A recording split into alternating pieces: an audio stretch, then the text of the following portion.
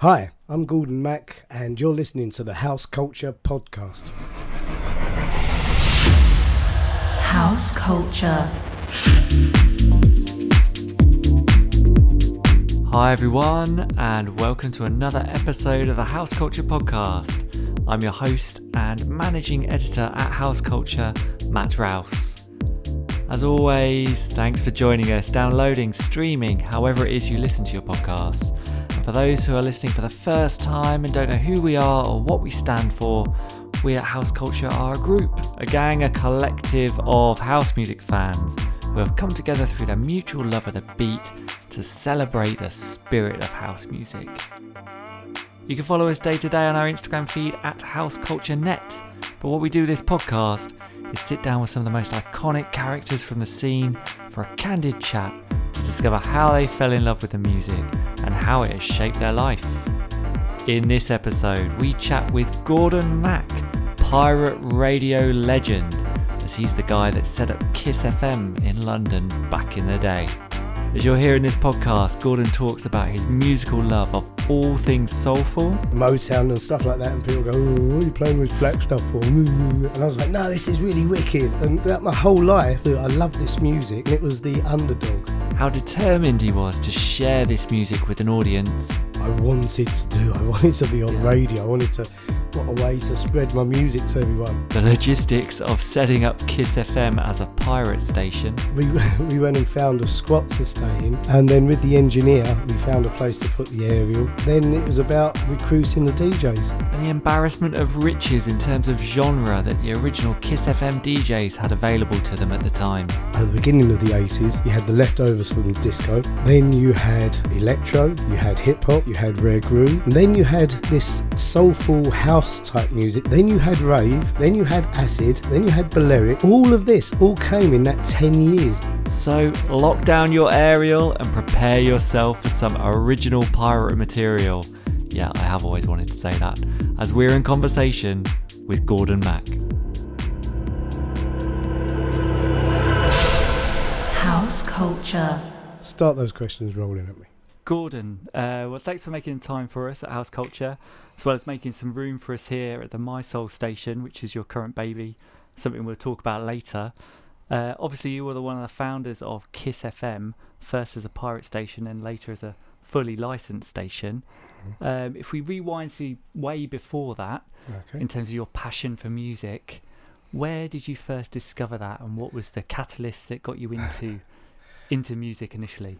I think I came from a very musical family. So my mum and dad split up. The man that fathered me, they split up very early. So my mum was very good on love songs. So I grew up in a house with loads and loads and loads of Dionne Warwick and Aretha Franklin and sort of Carole King and all songs, songs that, and a lot of them are heartbreak songs, but kind of lots of songs, and I loved melodies and some great words and stuff like that as I was growing up. So, I was born 1960 down Woolworth Road.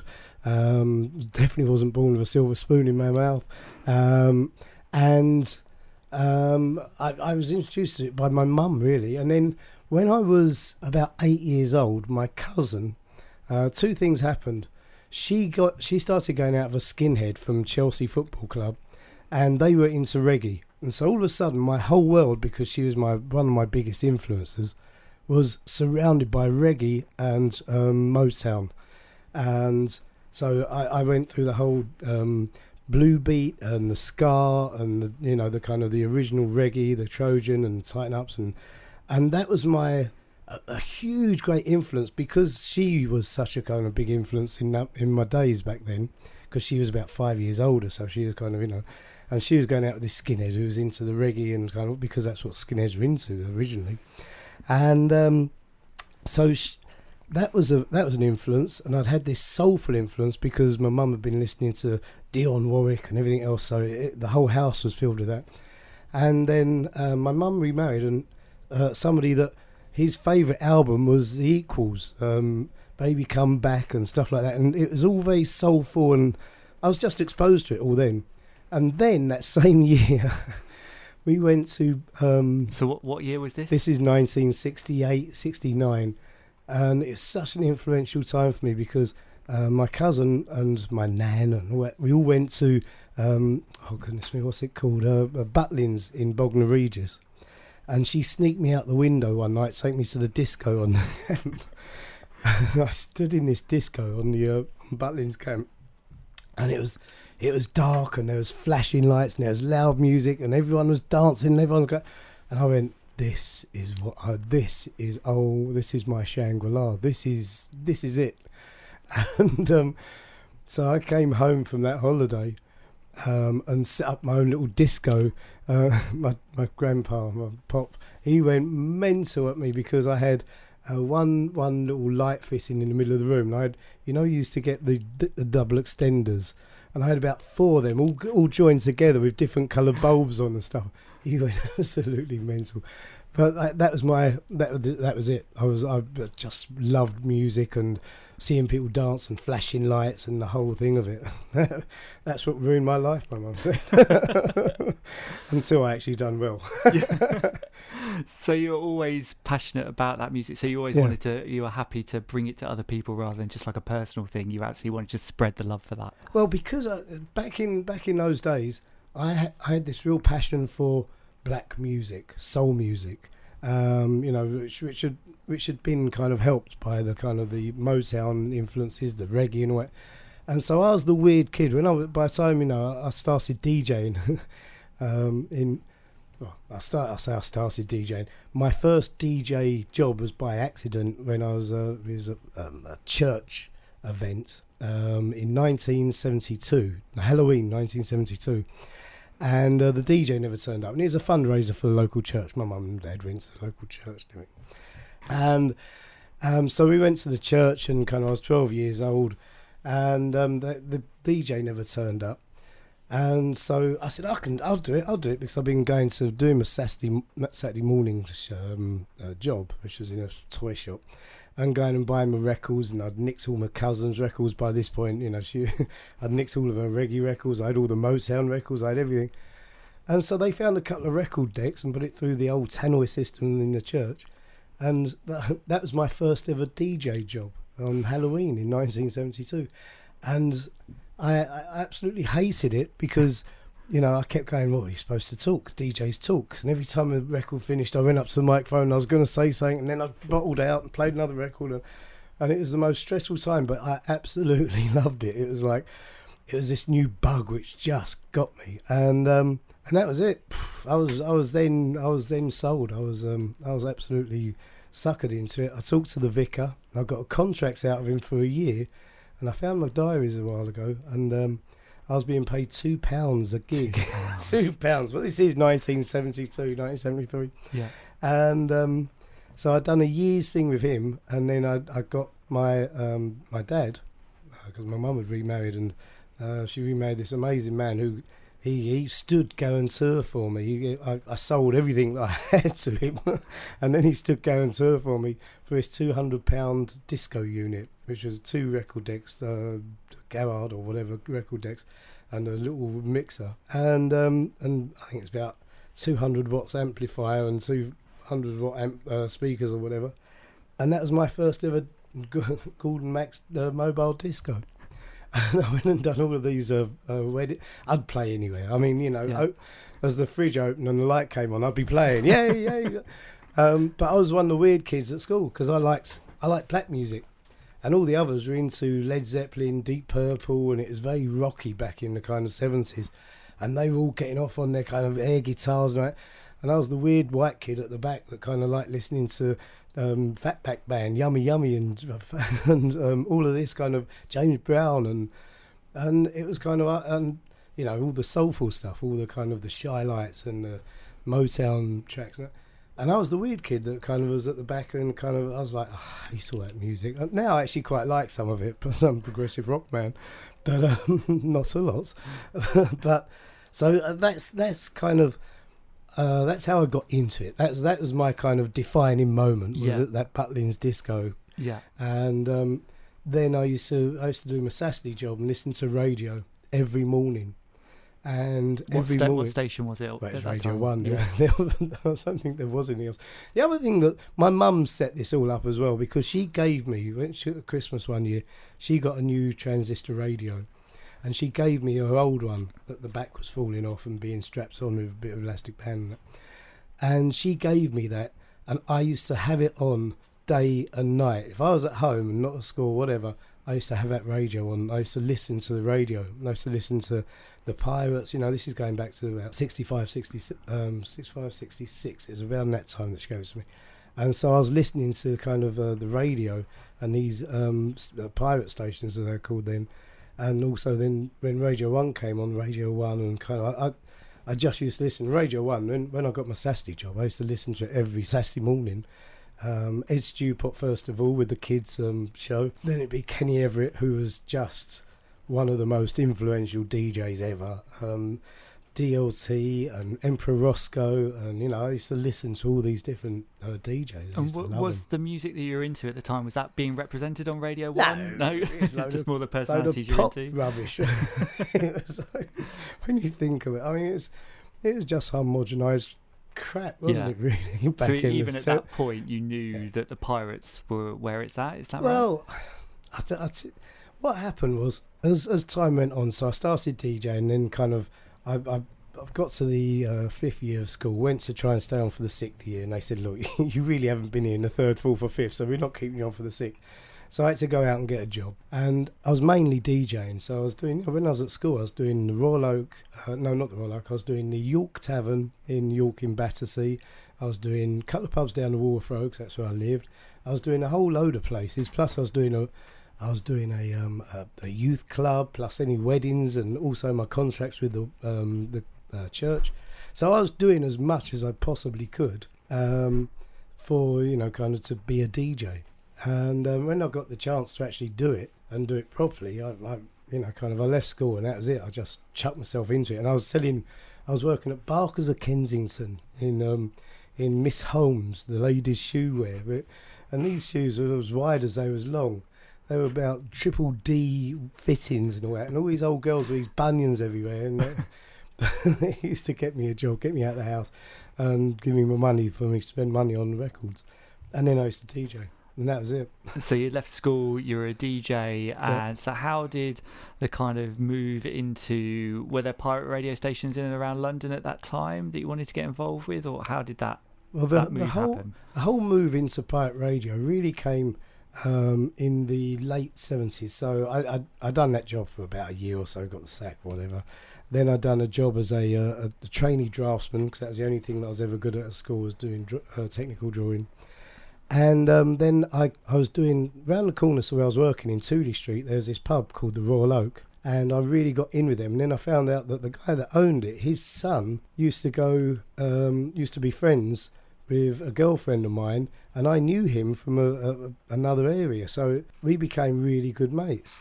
And so I became resident DJ down there, and so that was one of my first real residencies. And I used to do,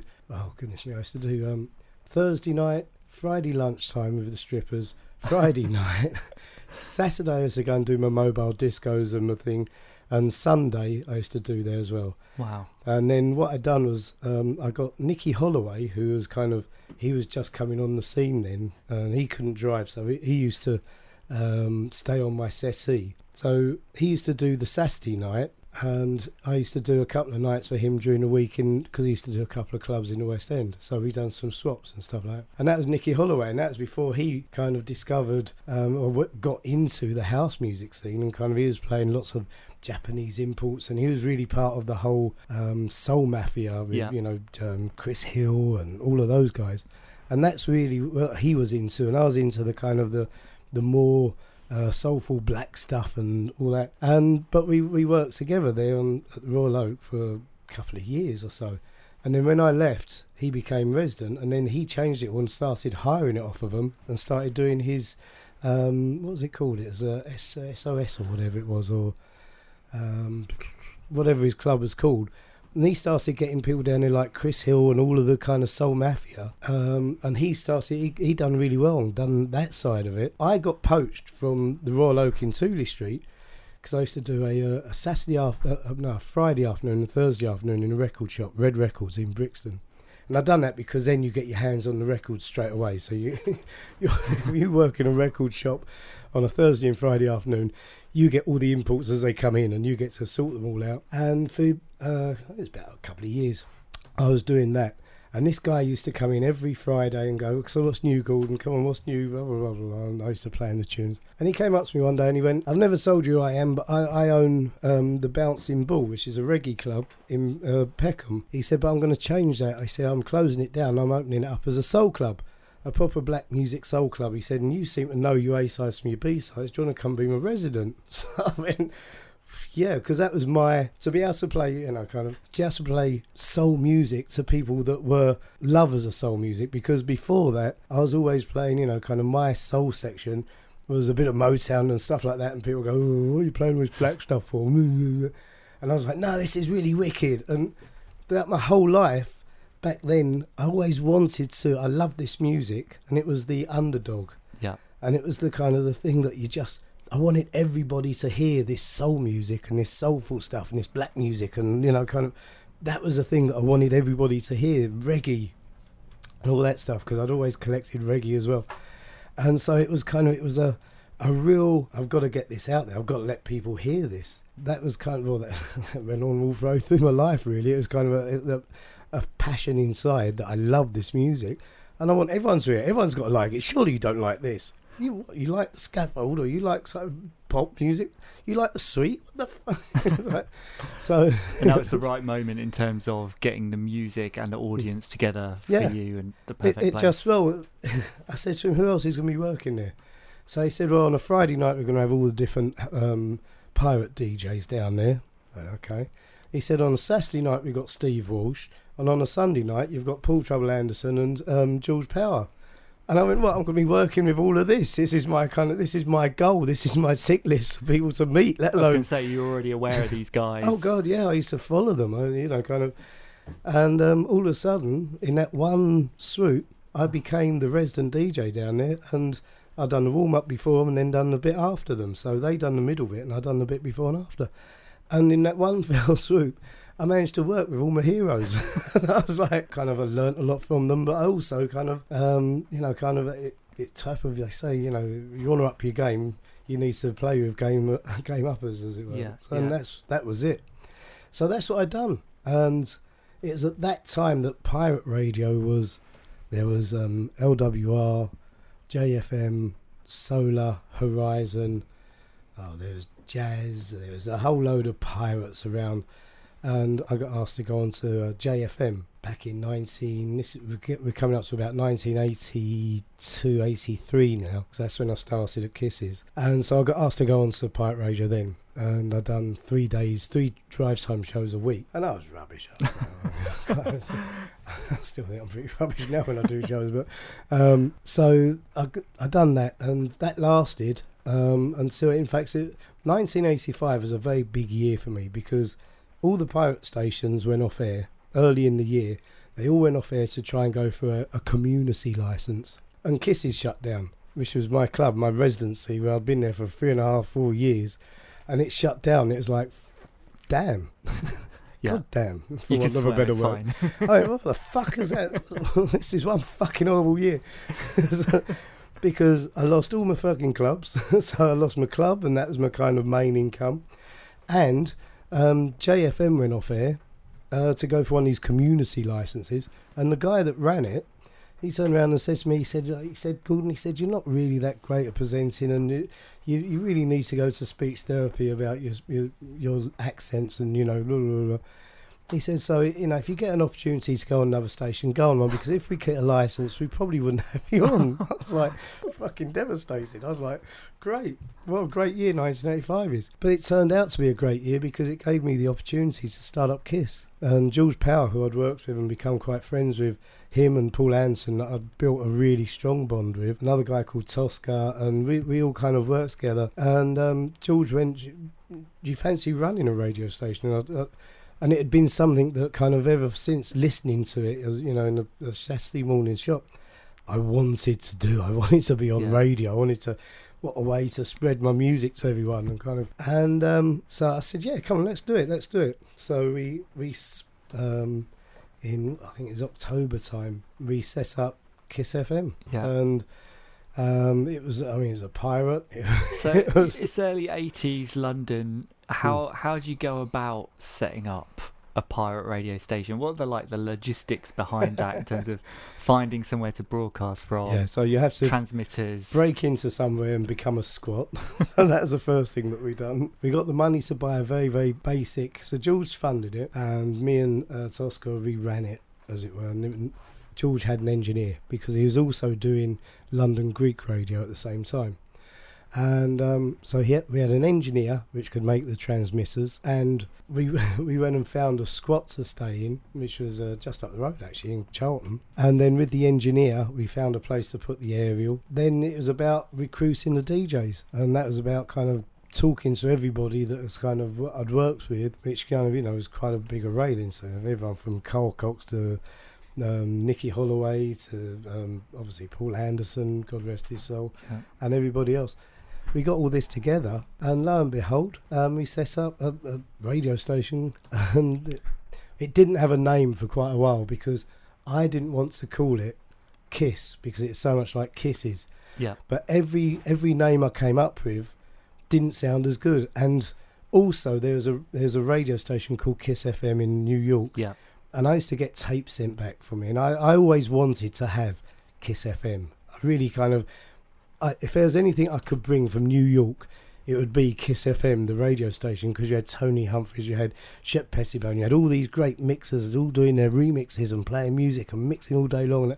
And it was like, oh my goodness, I want that station. I was like, that's the station I want.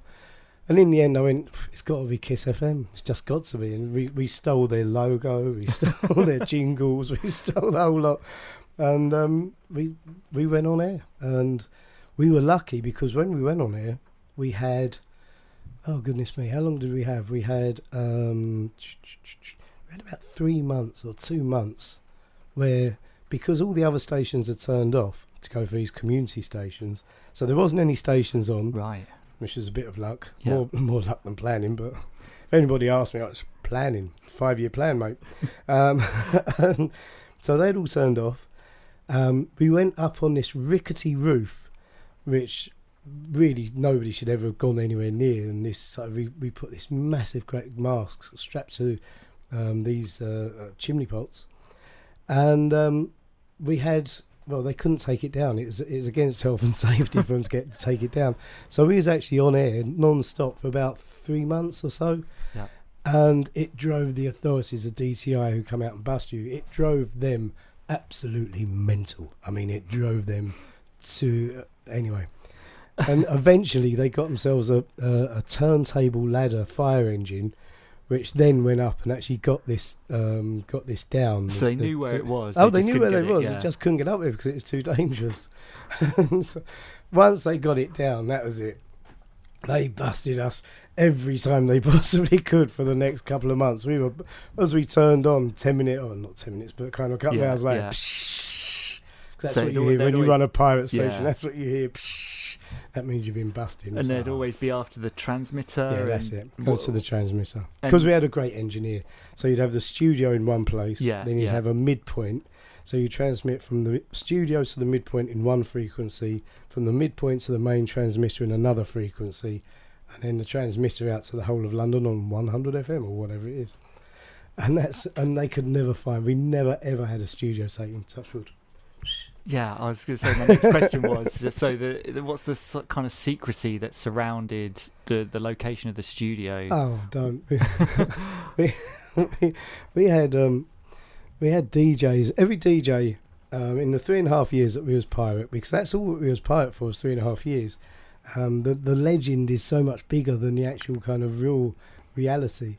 So after a year, I bought out. The other shareholders owned it all, and then what I done was I sold back to the DJs that had actually been working it. So I sold 45% of it back to them, which kind of so Norman J and Tim Westwood and all these DJs, Cold Cuts, Jonathan Moore, and Joey J, 10 or 9 DJs that kind of wanted to buy 5% for £200 because I bought everybody else out, but then I didn't have any money to actually buy any transmitters. So I thought, right, well, if I get 9 transmitters, then at least I've got 9 weekends that I can actually transmit for. And what happened was I had 9 other diaries and 9 other set of contacts, and it just went. That's when Kiss FM just went ballistic, because all of a sudden these guys back in 1985, 86 had paid £200 for 5% of this pirate station. All of a sudden they was protecting their interest. Yeah. And it was an amazing time. It was a real camaraderie time with a whole lot of DJs and kind of it was special. It was really special. You time. guys against the system. That's it, because that's what we were. We were the sound of young London. We was an anarchy. We were kind of crazy, all that stuff. And so it built steam from there, and then the perfect storm happened really.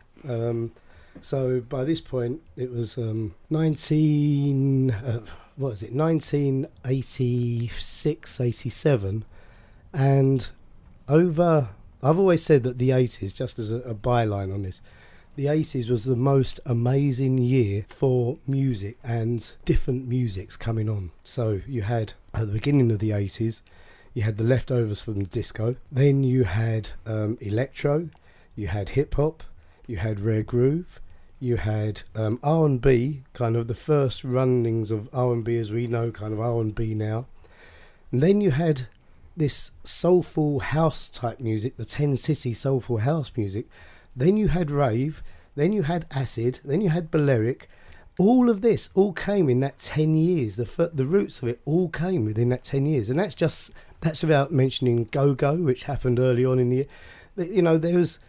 There's such a variety. It went from being very, very kind of soul or reggae or whatever back in the kind of 70s, to all of a sudden being enriched with all these different styles of music under the one umbrella of kind of black music or soul or whatever. And you had this thing called house music, which created the perfect storm for us as Kiss anyway. Yeah. Let me get a breath. What do you like you say, it was a massive period of change and creativity in terms of all those different genres. What do you think was driving that? Do you think it was the electronics and equipment that were becoming cheaply available? And one of the things was this new music came out, and it started as type of 116, 118 beats a minute, which is kind of Nitro Deluxe, and it started off as kind of hip-hoppy type stuff, electro, and then it kind of turned into soulful house, the 10 City stuff, and the kind of the Kim Mazels and the kind of what, and then it became house music. It got known as house music, and it was kind of, oh my goodness, there's going to be a house club, and all of a sudden, it done loads of different things. It split Clubland in two, because all of a sudden people either wanted to go and hear house music or they wanted to hear, and it's taken years for that to change.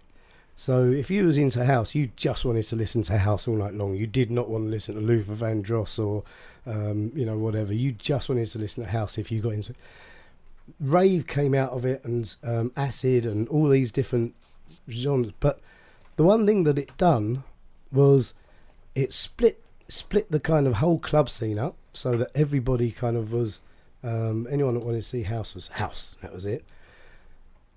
And then the reason it was such a perfect storm for Kiss was that it was cheap to make, so it was quite disposable really. It was kind of because computers had come along, and you didn't have to go into a 24-track studio to actually make a record all of a sudden. You could sit at home on your computer and do it. And so it became cheap to do, it became disposable, and it gave a much broader set of people that have, style and kind of got something in their brains that they wanted to get out. And it just opened the whole market up, whether it's a Damsky and Killer or whatever it was. It just totally opened the whole scene up. And it made music kind of, there were so many different styles and types and everything else. And it was much faster, and it was because of ease, because that played a part in it as well. And this is all part of the perfect storm. Ease were around, and there's also illegal raves. Oh my goodness me! Where all of a sudden, one minute, everybody was down at Dingwalls to have a sort of 500 people in a club. All of a sudden, there was 20,000 people in a farm or something somewhere that were all going down the motorways listening to payphones and shit. It was like, how did that fucking happen? And it happened overnight. Yeah. It was just, and it was huge, and it unleashed. And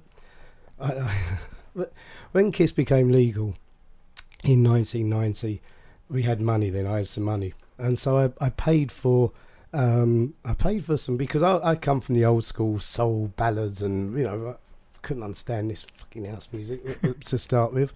Although I loved the soulful stuff, the rave and all that, so I paid for some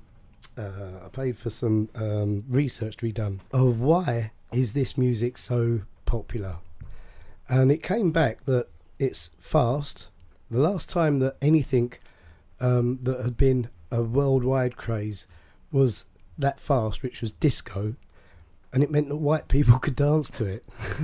Now, that sounds really terrible, but it's true, because white people aren't the greatest at dancing to slow R&B, soul and stuff like that, but to house music and disco, all of a sudden they could dance because it didn't matter what they done. Also, if they Z'd off their nut, it didn't matter what they done, and it became accessible not just to 1 million people that like soul music, but to 60 million people that were white and green and grey and black and brown and yellow and every colour under the sun, that just wanted to dance fast and enjoy this new style of music. Yeah. And it became an epidemic. It became just huge.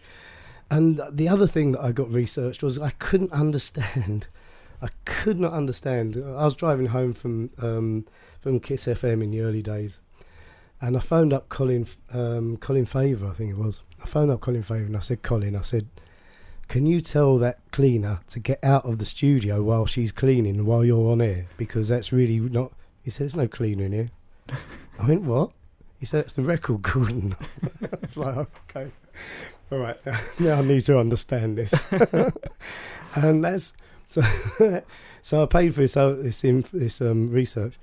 And it's because that generation that was making music and kind of creating this electro or rave and stuff like that, they'd grown up before, in my generation, when you picked up a telephone, you went,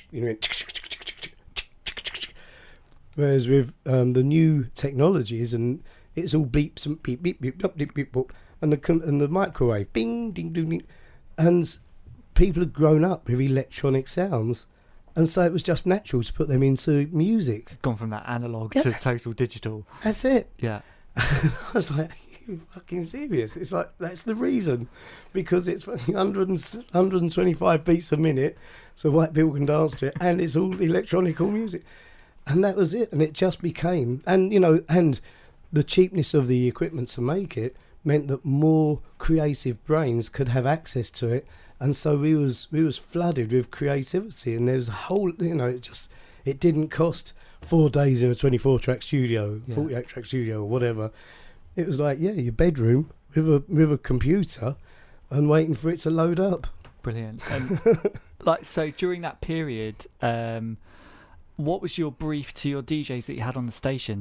Were they in charge pretty much of their own output, or were you telling them to? No. So even though they were pushing this new sound that was like the cleaner in the studio, you were like, no, this is the way forward. Well, going back to when it all first kicked off, which is we were still on as a pirate, so 87, 88, we came off air. We had to come off air January the 1st, 1989 to go for a license. Yep. But in those couple of years, it had gone from, as I say, I keep saying 10 City, because they're the kind of they're the benchmark, I think, of this soulful house music that came along, to what became Balearic, and Danny Ramplin, who was collecting independent soul music before, for years before, all of a sudden discovered house music and Balearic and Ibiza and everything else, and Nicky Holloway and so everybody. And all of a sudden, Norman Jay, he started running a club called High on Hope, and had gone from rare groove to playing house music. And it's like, what's happening with the world? But it was an amazing, exciting time because it was a new music and you couldn't help but like it, and so everybody got to play what they wanted. So, so this whole thing of Kiss FM back then, it wasn't about being told what to play, as a pirate. It was about embracing what the DJs, because I felt they were the cutting edge of all DJs. Yeah. And if Trevor Nelson decided to play R&B and soul and whatever, he would play the cutting edge of it. Or if Judge Jules was playing house music, he's going to be playing the cutting edge of it, because he was doing Red Groove along with, Shakin' Finger Pop and Family Function. But so much of it changed. But it was because the whole world was changing, and there was this amazing new music that everybody wanted to play, and it was so much of it, and there's so many variations of it as well. It's like, so even at that time, there was a feeling of revolution, not like looking back on it now, it was a revolution, obviously, but even at that time, you understood that you were participating in something that was this huge. I don't think that we realised really what we, kind of so many people have left Kiss back in the day, and when they look back, they go, my goodness me, what we had then, what we'd done, what we was part of was just something so special and so huge that to actually be part of it was amazing. And when you look back, it was because, as I say, that's how we got the license. We rode the perfect storm, because we had mass market, because everybody was into house music. It was that, the best thing that the politicians ever done was banned all night parties and everything, because that made it all anti-establishment, and we were high on the list of that one. We were fighting for the right to party day and night. We ticked so many of the boxes, and we had a really strong set of DJs and a strong set of followers that actually believed in what they was doing and were, part of the whole change of it. They weren't the only people that changed it, but they were part of it all. So getting the license kind of, we had public demand on our side. Yeah, totally. So it was always the plan to take it legal. Was it just too much stress? Yes, yeah. When I started it up in 85, I thought, no, I'm going to get this legal. I just wanted to be a DJ on the radio and play my music, if the truth be known. That's all I've ever wanted to do. That's amazing. And no other bastard let me go on, so I always create my own stations. That's basically what's happened throughout my life. Every time that I don't own a radio station, I go, I want to be on air. You need to get one to get back on air. Yeah, I need to build another radio station. Just before you got that license, you were. It was told that you had 500,000 listeners across the capital. Yeah, and obviously, I think you're only second to Capital Radio at that time. The Evening Standard. Yeah, there's a lot of form filling that night. But yeah, no, we had. Listen, I read somewhere, or somebody once told me in the radio thing, that if you get one letter a week, that's worth X amount of thousand people, and we were getting 500 to 5,000 depending on what was going on every week. I mean, this is when there was no emails. You got to remember the digital landscape back then, or the media landscape back then, was so different to what it is now. And it was letters, and we were doing mail outs. We were sending out our invites and going out and collecting names and putting them into a computer that had a screen with little green writing on it, stuff like that. This is the first mobile phone I had, which was about 1987, 88, had this massive great battery on it. I swear it's why my arms are so long. It's that and carrying record boxes. But yeah, I mean, it was a totally different landscape to what life is like now. I mean, it's ridiculous how different it is. But it was the foundation for everything that's grown today. Yeah. We was very popular. Yeah. But nobody really knew how many people were listening. It's kind of... You can't even tell these days in radio. Propaganda. It's all propaganda. So you went for the license. As a pirate, part of that license application, you had to go off air, like you said, 1st of January 1989. So it's a long process. And then was it September 89 you'd lost out to Jazz FM? We lost out to Jazz FM, which was like, what? Are you sure? And then we found out how many MPs they had on their board, and we went, that works out. So what we done was we went straight out and we lobbied everybody, and we went to every club, and we got them all signed petitions and do all that stuff. And the radio authority at that point came to me and they said, do not go back on air. Don't go back on air, because there was such strong competition, i.e. there's a lot of people with a lot of money that were very upset that they didn't get the licence. The classic people were very upset. Lord Hanson was very upset, and all these people. And we were kind of handing in our 10,000 signed letters and everything else. And they said, don't go back on air because we're trying to get another couple of... We think we've identified a couple of new frequencies. We went, well, okay then. So we didn't go back on air. And we went for 2 more licenses came up, and we went for them. And Lord Hanson got one of them, and we got the other one. And so we got that in the November or December, I think it was December. Yeah. Which was, well, it was amazing. If there was ever a high point in my whole life, that was that and my daughter being born, probably the 2 high points of my whole life. And, you know, two of the most world-changing things that ever happened to me as well, because all of a sudden I'd gone from me and 30 mates in a pirate station, and we was backed by EMAP and Virgin and this, that and the other, to being a big radio station that had a London-wide licence and was worth millions. And it's kind of, oh my goodness me. Wow. So what was the main difference between being a pirate and then being a fully legal entity? Paying tax. Paying tax, not having to run from... My first wife, God bless her, I love her. When we was doing the pirate stuff, I lived on the 15th floor in, I think I was living in Walthamstow at the time. She had a flat in Walthamstow, so we were staying there. And because I used to say to DJs, now when you go to the studio, you mustn't take a record box. You must take like a laundry bag or a rucksack or kind of anything but a record box. You mustn't take this, and you diddle-a-do and all this stuff. One day I'm at home and get a knock at the door, and says, is you Gordon McMahon? Yes. Your wife here? Yes. Could we speak to her, please? So I said, yeah, of course you can. Come in. So they came in and they said, would you mind if we have a chat with her on our own? So I said, yeah, go on. And it turned out that one of the neighbours thought that I was running a prostitute ring and that she was a prostitute, because every 2 hours another man turned up with a bag and then he left in 2 hours and another one turned up and they thought that I hadn't came the poor girl. But so yeah, we had some...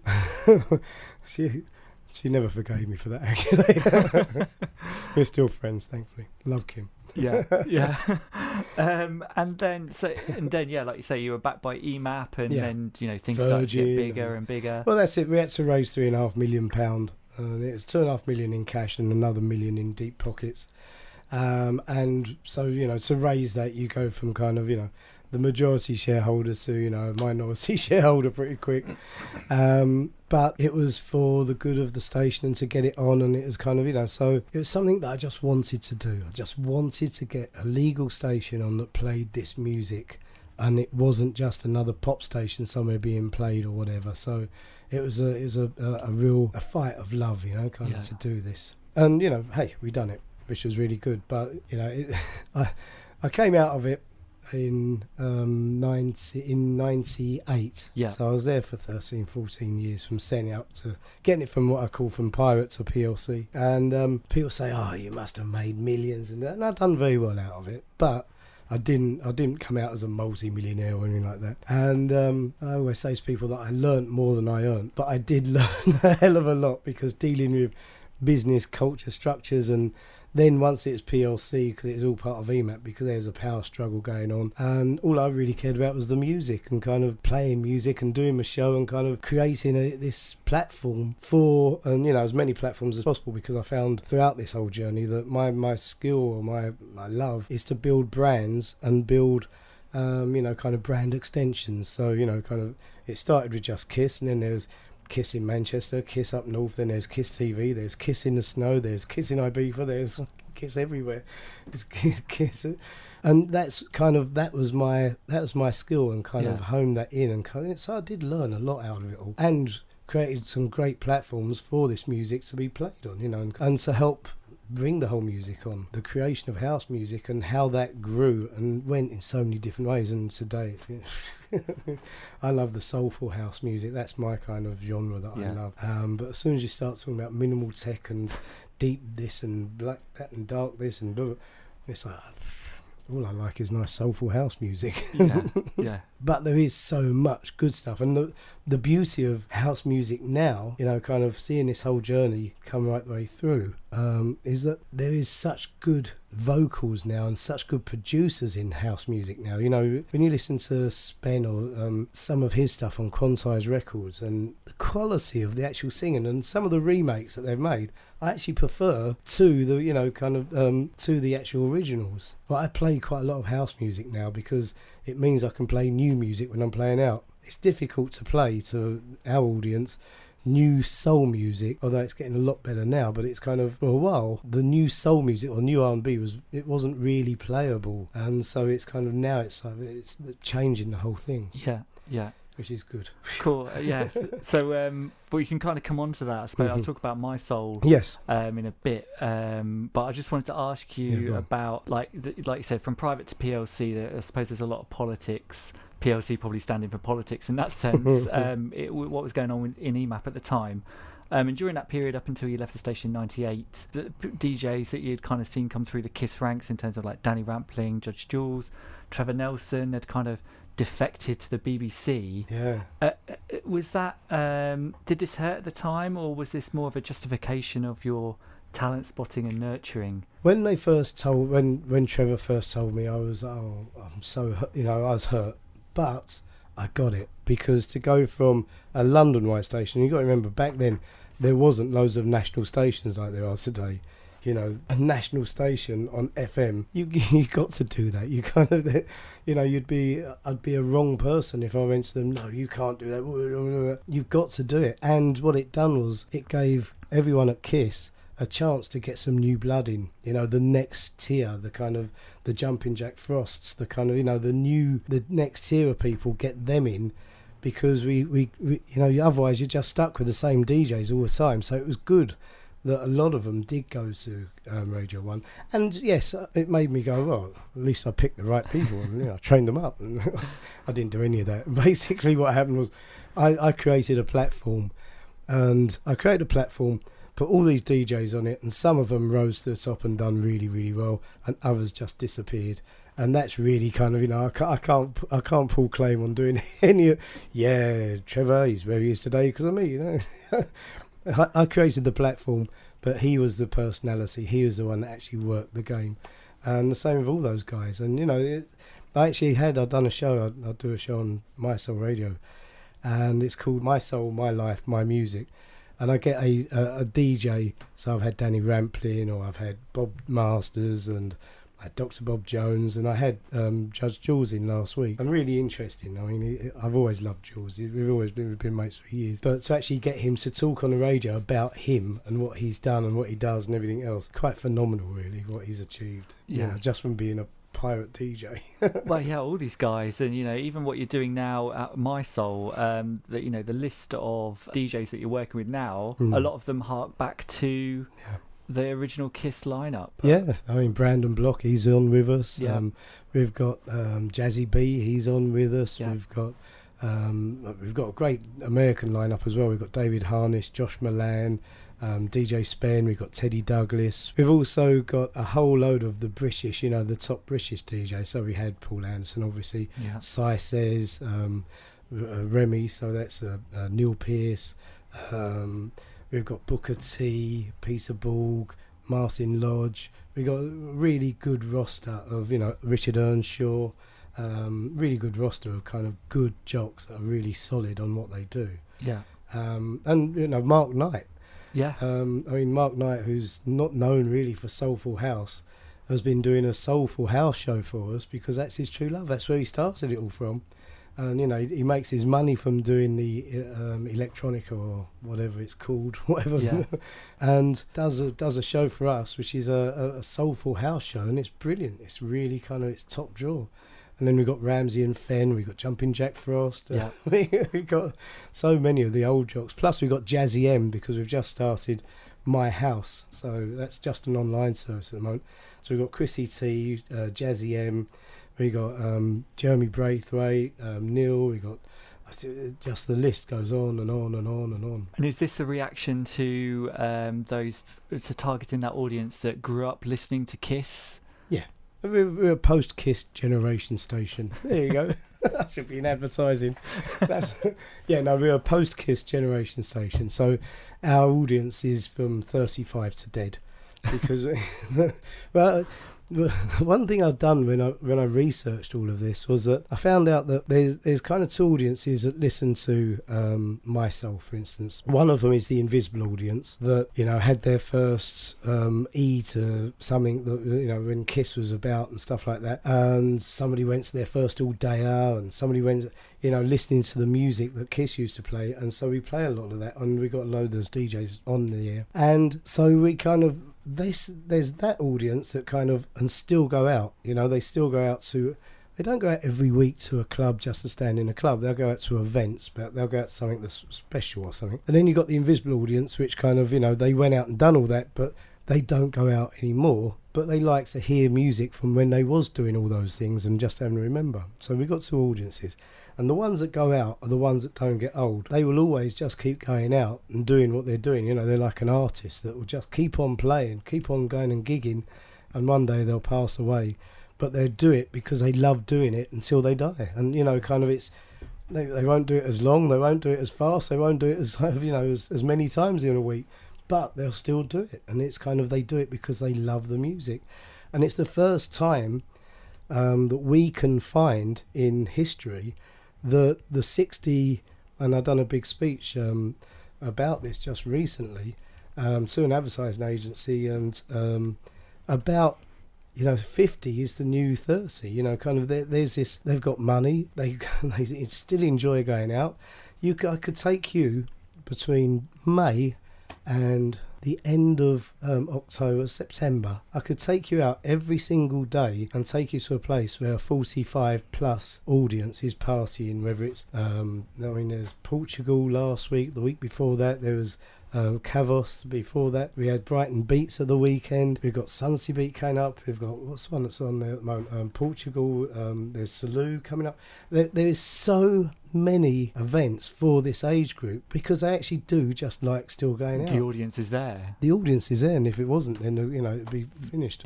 Yeah, totally. So it's a whole new, and I love being part of this. I love the technology of today. I love the kind of the music, and it's kind of, and I'm 59 years old. I'm going to be one of those that I'll just keep going, and all of a sudden I won't be there. Where is he? Has he not turned up? Oh, he died. Oh, shame. But if you could do it all again, would you do it any differently at all? I probably wouldn't get married as many times. I wouldn't give all my wealth away. So I've loved all three of my wives. I love, but only one at a time. No, I would I do it all? I probably would do it all again. I think it's been an amazing journey, and I think that if they say, if you knew now what if you knew then what you know now, you wouldn't fucking do half of it.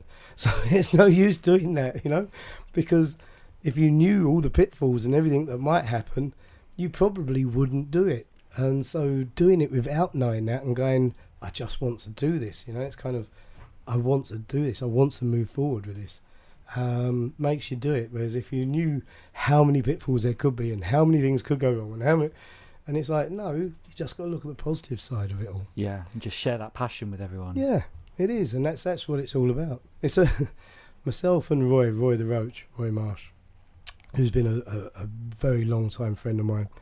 And we were sitting down some years ago, and we should have done the book really, and it's called Why Does Winning Feel So Shit?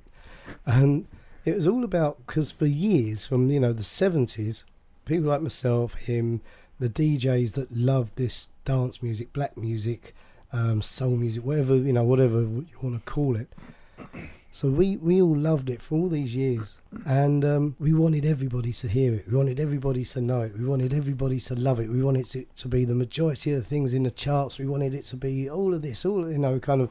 And that's what we, kind of, when you play a record as a DJ and you drop a record that you love, Dennis Ferrer, kind of, just a magic song, whether it's Hey Hey or whether it's what's one that I actually we'll talk about that. It's How Do I Let Go. How Do I Let Go. Yeah, you drop that in one of our kind of do's, and it's a guaranteed happy, good, uplifting song that everybody goes yes to and dances.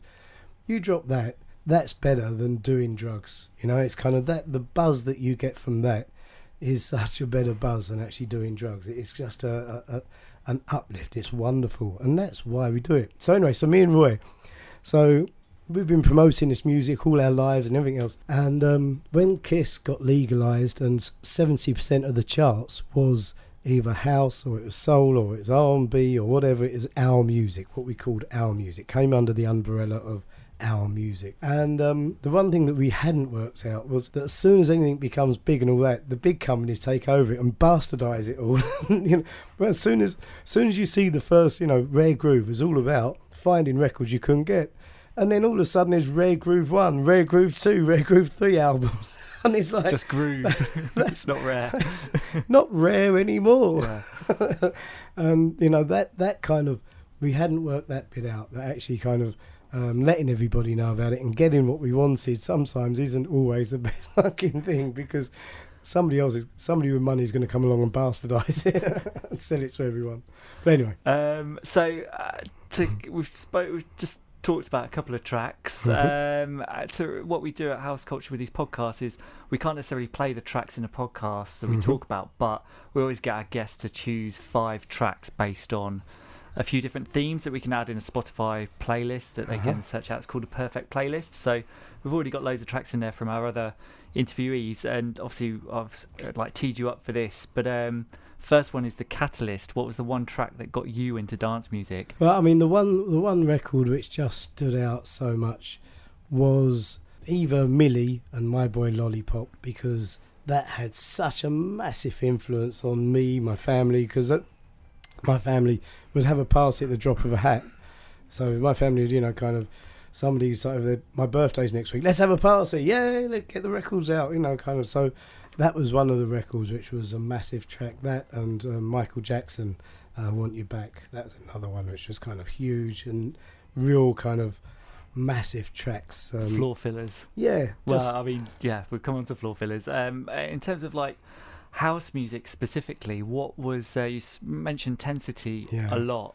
I love Tensity. Yeah, I just love the combination of their voices, the combination of their musical, the production, everything about Tensity and those first couple of albums, and just to me, that was the beginning of something so special. Yeah, that really was. And because myself and Paul Anson was pretty, close, and so he always used to go, what about this one? There's a remix and there's a... And I used to be a sounding board for him for so much of that music. And that Tensity was kind of my turning point into, my God, I love this new music. It is kind of, this is something special. Well, it's almost like the fusion of gospel-esque singing with, those electronic Byron beats. Stingley, Get Up. Byron Stingley, Get Up. I mean, that is just another track which I never, ever, ever get tired of it. Yeah. I never, ever get tired of it. And if you had to pick one Tensity track, what would it be? Thank you very much for that. You didn't tell me it's investigative journalism. No, I suppose... It's the way love is. I do you know what? I'd have to agree with you on that one. That one, Devotion. There's so many of them. I've really put you on the spot. You really have, yeah. That's the way love is a wonderful track. Yeah. In fact, just put all the arms on. I'll put them all on. Okay, so we've already mentioned this one, Floor Filler. How Do I Let Go? How Do I Let Go? Yeah, it's stunningly soulful tune. And just every time you play it in, our circuit or my circuit with our DJ, it's just a floor filler. It's just one of those that kind of everyone sings to, everyone knows, everybody feels it's a feel good feeling. It's just a great record. That's one of my all-time ones. Another one of his, Hey Hey Hey Hey.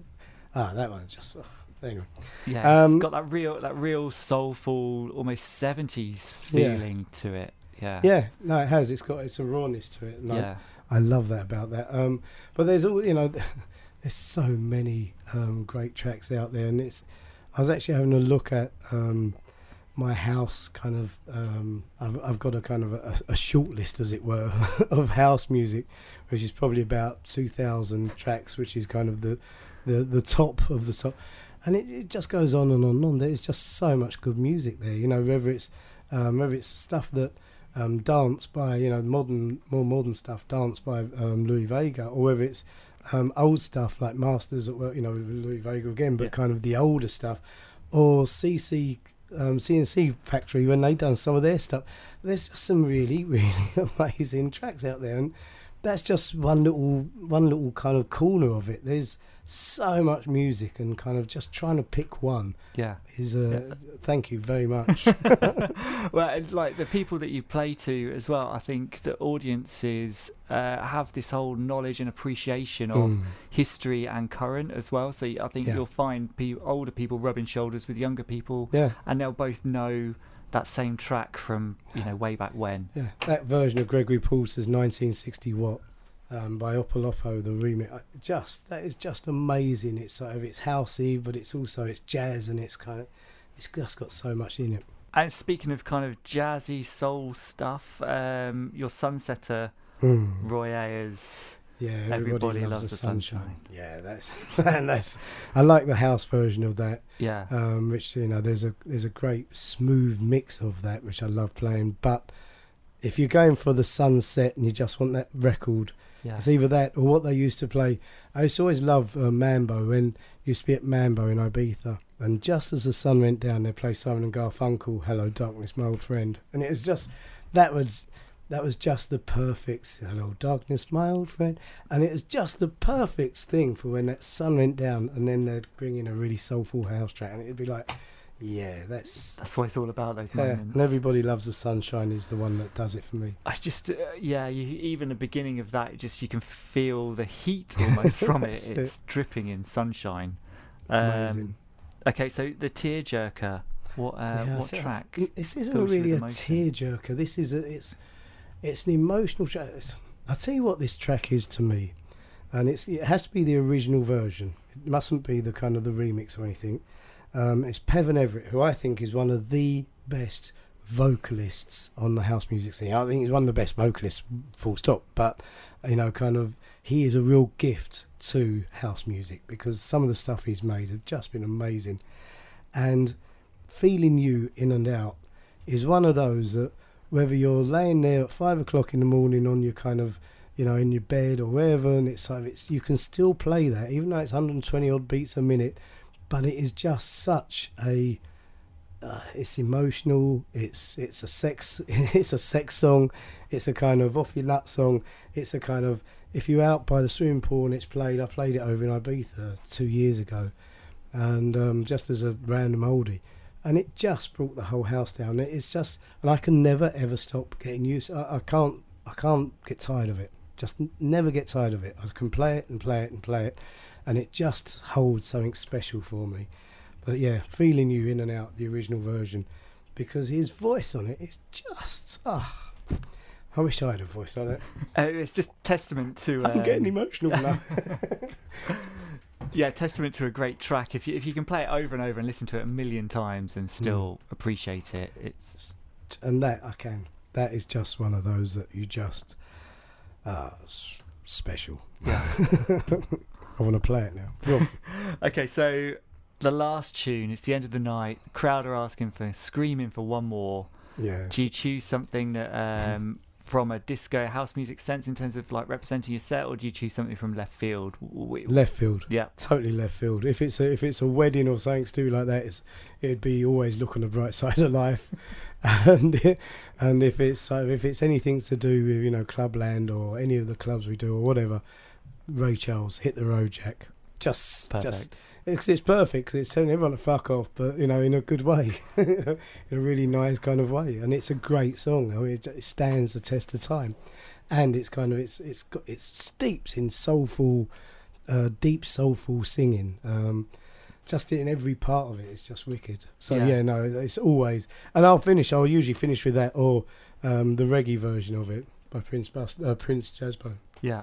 There's a brilliant scene. If you've seen Ray the film, there's the brilliant scene where he's writing that song, and then it cuts to him performing it, and his girlfriend, she's the backup singer, and she's really like giving it to him. And it's a brilliant scene. I love that. I just think that is it. Just sums up. I love all musics, but that to me is just something. I think he was a master. Yeah.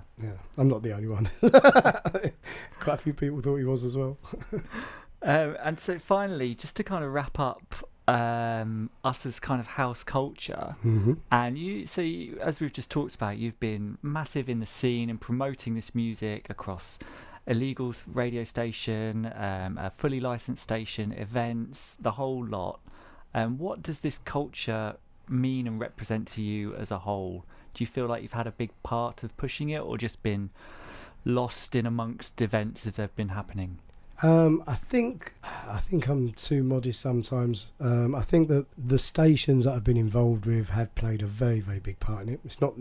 They didn't play the ultimate part in it, because the whole is more than all the bits and pieces, as it were. So we played a part, and so I like to think that I've actually had a hand in actually trying to enable this music to gain a notoriety. But it's not just one radio station. It's the whole world. It's the people that write it, the people that sing it, the people that produce it.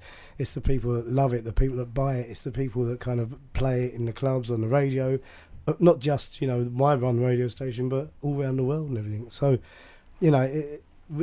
I like to think that I've had a hand in helping it along, and my reward for that is that I've had a lifetime of great music, and that's what I love. I love music, and so that which is the whole reason I do all this craziness. So I started up another couple of radio stations. So don't forget, My Soul, mi-soul.com, or My Soul on DAB in your town, in London, Brighton, Manchester. Get the plug-in. It'll be edited out later. Plus we got myhouse.com. Yeah, so MIHOUSE. So I like to think that kind of I've had a part to play, but I don't think anybody's been the ultimate. It's not down to any one person. The people buying it and appreciating it and dancing to it, and kind of it's a circle of kind of creativity, and it's wicked. But I love just being able to play it all. That's my thing, and I love being able to go get the occasional one that kind of nobody's got. As any good DJ should. Yes, that's right. Perfect. I think that's the hour and 10 minutes. Yeah. So fuck really off. Let's go and get a cup of tea. Yay. House culture. That was great, wasn't it? Gordon is a real legend, and I hope you enjoyed listening to him talk about his life as a music lover, the ducking and diving involved behind the scenes of the creation of Kiss FM, and his thoughts on dance music culture, something he's had a big hand in creating. And if you're a fan of that, make sure you tune into Gordon's current baby, which is My Soul Radio. That's MI-Soul Radio, and that's available on DAB in London, Brighton, Manchester and Glasgow, or online at mi-soul.com. Or if you're listening to this podcast, you probably love your house music, right? Well, Gordon's got you covered there as well with the recently launched sister station that is My House Radio. You can listen to that online at mi-houseradio.com. It's a banging listen. I highly recommend that one. As always, you can find the tracks that we discussed on House Culture's Perfect playlist on Spotify, so make sure you search for that and follow it to keep yourself up to date with the choices from all of our podcast guests. Again, that's House Culture Perfect playlist on Spotify. And this time around, I'd like to personally thank Gordon for adding some real soulful touches to our playlist. However, that Peven Everett track we chatted about, Feeling You In and Out, is not on Spotify. Make sure you seek it out, as it is a real gem that won't disappoint. Then once you're done doing that, please love this podcast, like it, tweet it, share it, tell your friends about it, and maybe leave us a review. We could always get you a shout out on a future episode. And this time around, I'd like to say hi to Bob O'Meara on Instagram, who got in touch to say that Barefoot in the Head, the one we discussed with a man called Adam Sally Rogers, was a proper track. Yes, Bob, you know that. And if you listeners haven't heard that Sally Rogers episode, what are you waiting for? It's available in our back catalogue right now. Also, if you want your daily fix of all things house culture, hit up our Instagram feed at houseculturenet, or follow the hashtag #TrueHouseCulture. And finally, you can reach out to me, Matt Rouse, directly on Instagram at DJ Matt Rouse. Thanks for listening. See you next time. House House culture.